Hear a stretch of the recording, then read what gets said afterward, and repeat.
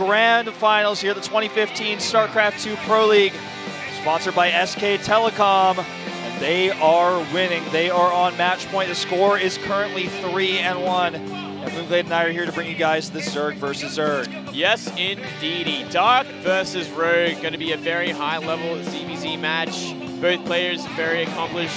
Never really became champions either side, but have done a lot of work in both singular leagues as well as Pro League. It's hard to say who's a favorite, but Rogue is certainly the one that comes out more prepared in most occasions when it comes to Pro League. Rogue has been performing better and more often than Dark in recent times. We haven't seen Dark really give a big showing since the last Kespa Cup, where he was actually, in fact, defeated in a ZVZ. That's right, in the grand finals. He made it all the way there, but just couldn't defeat his teammate Sue in the end there. So this is a hard one to call, like every other match we have today.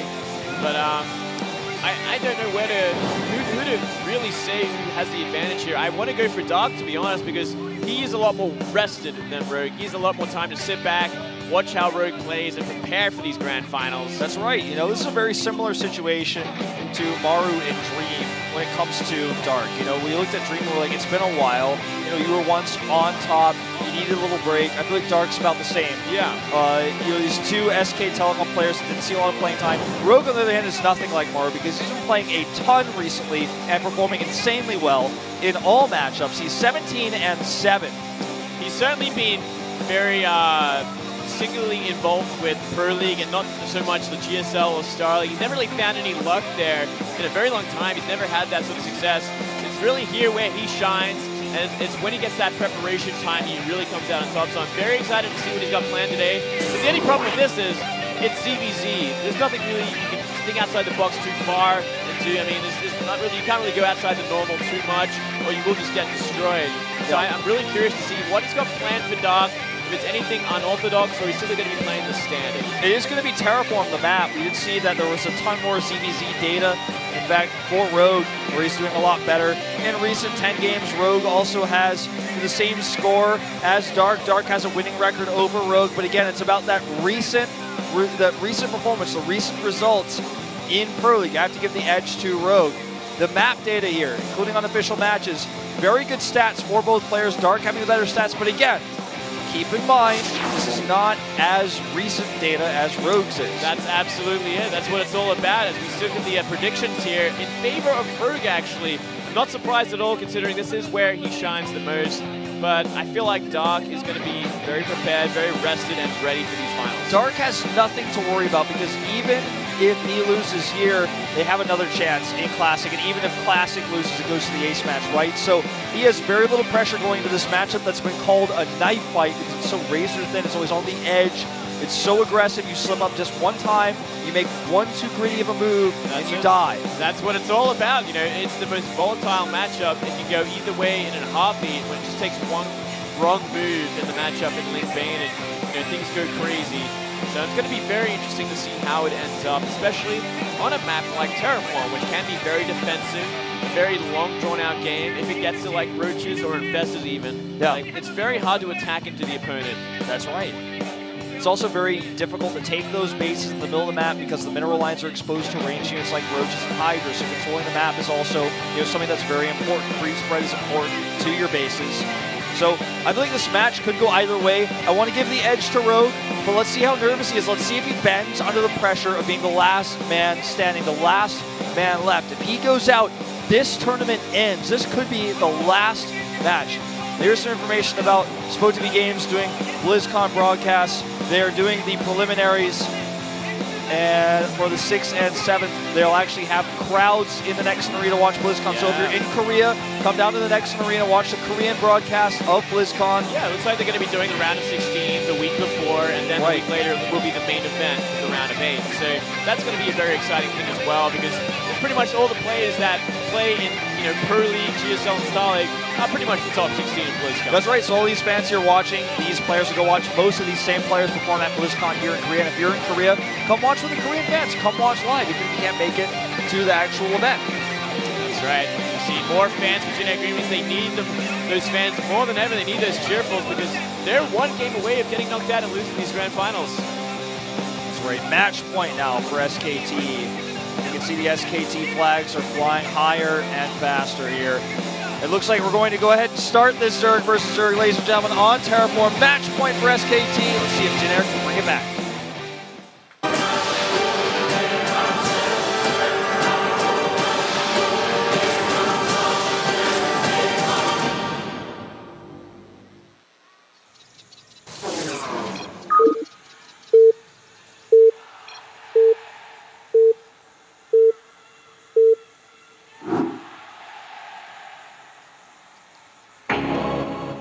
In the top left, in orange here for SK Telecom, T1, it is dark.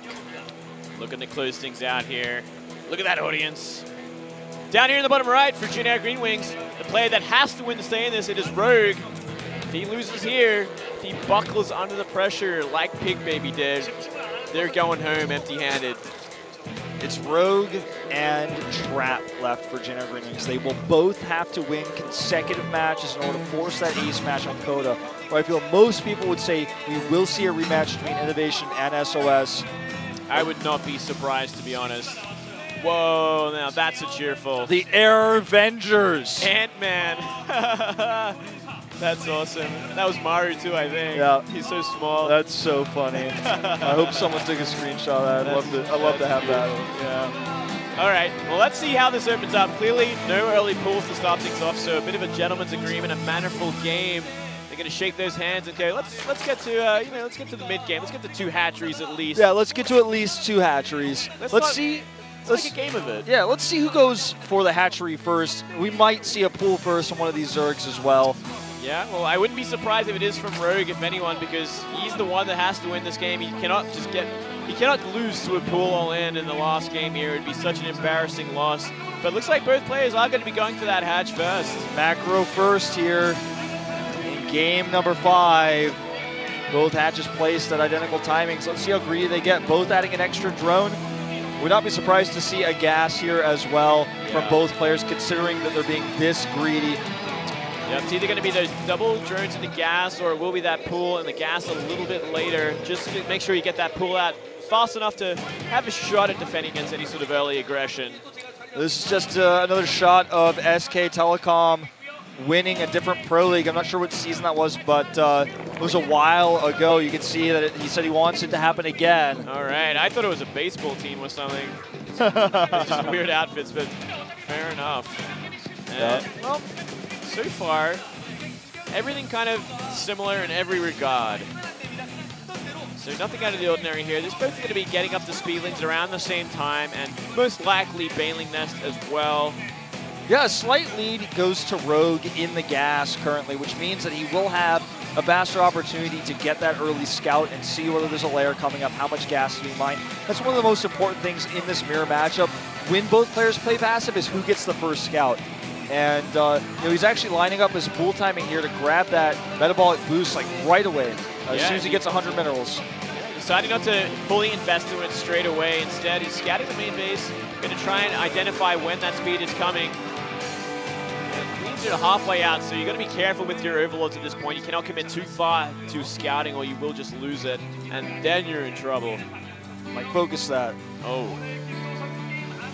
He says, I think it's fine if we don't see Classic play today. It's like, I think it'd be good if we don't see Classic come out there. It's kind of mean. I'm sure Classic wants to play. Well, he ended up losing it for his team last time. That's true. Maybe that's the joke. Maybe, I'm not sure, but maybe. I think he just wants them to win right away. Yeah. That's a rough thing to translate, but at this point in time, we do see a Baneling Nest coming down for Rogue, and 200 gas banked up for Dark, who's not spent it on anything. He will not have Link speed anytime soon if he gets it at all. He's playing a very greedy game, and it looks like he wants to go straight into Roaches behind this. Getting it early just in case, but he's just been droning behind this. He's in no hurry to get out any sort of aggressive units. He's got to be careful though. Link's are going to be scouting out that he has spine crawlers on the way, and a couple of queens are at the front. And now we are going to see that SimCity go down after the scout. You see a tight wall here, double chambers, and wow, a big crowd goes through, or a big cheer goes through the crowd as he gets that wall up. Blue chambers on the Roach Warren. He's got a spine core up behind this now. Lair is on the way with all that extra gas. It's almost certainly going to be Mutalis. We do see that Rogue takes the third base. This will be scouted, though. Yeah, it looks like actually both players should head towards Roaches at this point. When you get a third base this quickly with that little gas income, he's only getting his second gas now. I think Rogue will be going for a much greedier sort of Roach style. He'll be certainly behind in the tech, but he will make up for that in numbers, whereas Dark going for that very quick lair, very quick +1 Roach attack. He might be looking for like a Roach speed timing. Exactly. You know, he might be looking for Roach speed for the attack. He might actually just be going for a more aggressive attack, as we've seen Sue, in fact, his teammate do quite often in the past. That would make a lot of sense as well, considering they are teammates. Sue, no doubt the big boss of the ZVZ in that house as well. Killing this rock tower is definitely going to be very beneficial to Rogue. It's going to buy him a lot of time to, as you said, basically just get the Roach numbers advantage with the economy he's built. He's only up 5 harvesters, and his third base isn't ready yet, but he needs to buy time for all of those things to come online, because Dark is going to try to hit him hard and fast. And this timing may just line up perfectly. It might just do so. It's going to be an interesting sort of engagement when the time comes, because no doubt Dark's going to go for that third base. He's going to try and defend it effectively against these speedlings that are on the map there to buy time, essentially, more than anything else. There's a lot of windows of opportunity for Dark at this point, whether it be that +1 timing with speed or the +2, which is going to give his Roaches a huge advantage in Roach versus Roach. Well, Lair is so late here for Rogue. He needs the numbers. That's going to be how he wins this fight, if he wins it at all. Ling's over here not going to find anything. Already Dark is prepared for this run by, and the Roach production has started for Rogue. He needs to just keep hitting every inject, and every piece of larva has to go into Roaches right now. It really is just about that. It's about making sure you have the numbers. And if you have the numbers, you're going to be okay in this sort of situation. But then it becomes a fine line about scouting the next step. Is he droning behind this? Did he stop making Roaches? When did he stop making Roaches? Is he going into Hydras? Is he going into Infestors? There's so many different sort of objectives and techs you can go into for both sides that can create such a problem when the other opponent is trying to attack into you. Rogue has been mining from a third base a little bit longer than Dark. In fact, Dark just now sending his drones over, so that's one resource advantage that Rogue has, which puts him ahead in supply. He's using those extra resources he's been getting to build a larger Roach army, and now he might actually be the one who goes for an attack with the larger numbers, with the +1 and speed finally finishing up. But again, the late game for Dark, the +2, the carapace, the transitions that you were talking about into potentially going into those Hydras. That's right. And Infestors, that's what's scary. Look at this. We're actually seeing banelings being made as well. I'm trying to figure out where that is. I wish I had an observer PC. Probably for defending his third base against Ling run buys, I would assume. Either that, or he's going to be trying to run into the mineral line, perhaps at the third base. Oh, that's exactly right. Yeah. All right. Well, he's not in position for it, so this could do a lot of damage. It certainly could, especially if he's not paying attention. Here they come. He's not looking.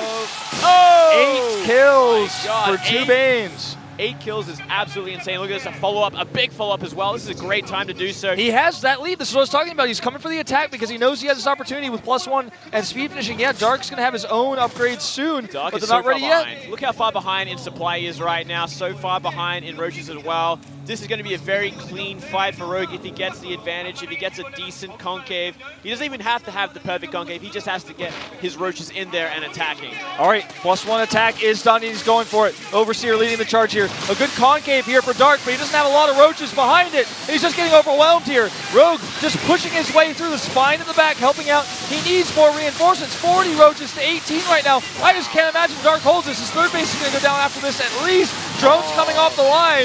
This is horrible, horrible play. Simply too many Roaches. Look at the supply difference now. Oh, what is that? That's definitely not even anything. That's nothing. That's a bit of a slip up there. Maybe waiting for a GG. There we go. Huge advantage there. And great, very clean build from Rogue. Hopefully he doesn't get any penalties for that. I don't think so. But this will bring us to our 6th game with a win like that. Now keep in mind, basically that game came down to him just having overwhelming numbers. He was mining from his third base for way longer. And check out the ceremony. The plane is going across. That's right. Oh, it broke as well. Careful about that plane. Oh, well. At least he won. Sad planes on JGC. Wow. Very clean win there for Rogue, just identifying what Dark wanted to do and just capitalize with a very greedy build on a very hard to attack every map. Now it's going to come down to Classic versus Trap, and can Trap actually hold on here and defeat someone like Classic and bring it to that ace match? That's right. It's going to be tough, but I think he absolutely does have the possibility of making this happen. It's a mirror matchup. Anything goes. But I would give the same sort of advantage to Classic as I just gave to Rogue in recent results, in recent form. Trap has been looking stronger, and we have seen some crazy PvPs in recent times in the early game, like on maps like Terraform, on maps like Echo and Coda. But we're going into Cactus Valley for this, so it's going to be late game. And then I further have to give the advantage to Classic. It's going to be tough for Trap to get an early game lead on such a big map. I agree completely there. This is really where Classic gets comfortable when he can defend, take it to 3 or 4 bases and go late game. It's where he's at home. And for Trap, it's hard to say. It's kind of his games have been a bit all over the place. There's no real identifying style for him or where his comfort zone is. It's bad. Does he perform on the day or does he not? That's right. Well, I'm going to give the mic back over to Valdez going into this Protoss versus Protoss. I'll see you guys in Game 7, assuming we have one. All right. Well, we get ready for this game. It's going to be a very exciting one, that's for sure. Clearly in favor of SKT as Valdez joins me once again. Hello, guys. Happy to be back. And I assume you were talking about, because it's super loud here in the stadium, couldn't really hear you guys when I didn't have the headset on, but assume you were talking about Classic versus Trap coming into this one. Up 3-2 right now is SKT, but yeah, Classic, the big favorite. Certainly the big favorite. You know, a Star League champion has done so much this year, has achieved so much and won so much for his team. Trap, on the other hand, he's a guy that comes out occasionally, but he's not a guy that you expect to be consistently good and to have big wins. So I'm a little nervous for Junior still, despite that very, very clean win for Rogue. Yeah. CBC. I think the map that Sora was able to defeat, do you remember this game in the playoffs? Sora took down a Protoss that That was Trap. That was Trap? That was oh Trap. boy. Trap okay. got cheesed out perfectly by Sora in a bit of a shock game. It was a beautifully executed all-in from Sora. But yeah, that was such a shock. Let's hope that doesn't happen again today. I'm sure Classic doesn't get